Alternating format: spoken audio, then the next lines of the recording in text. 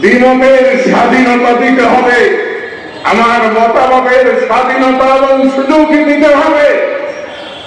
আমার ভোট আমি দিব, যাকে খুশি তাকে দিব, এই পরিবেশ সৃষ্টি করতে হবে।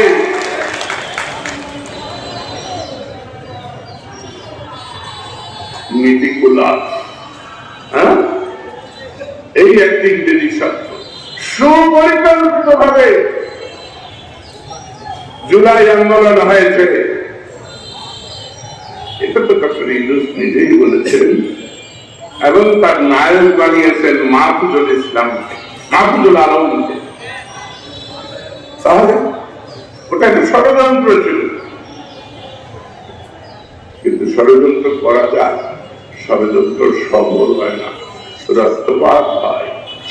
কিন্তু রক্ত প্রবাহের মধ্য দিয়ে সৃষ্টি হয়।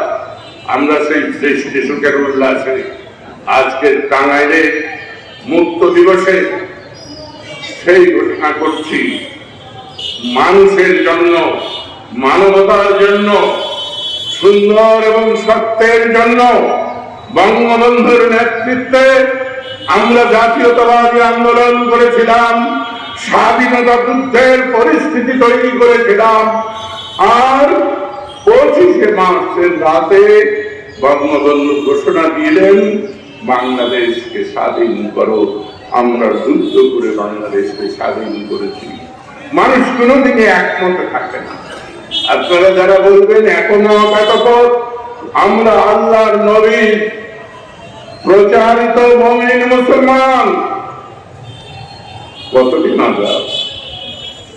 আমার শেষ কথা,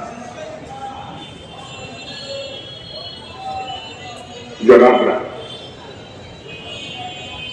আপনারা মদিনা সারাত বলছে, আমি প্রতিজ্ঞা করে যাচ্ছি এই সন্ধ্যায়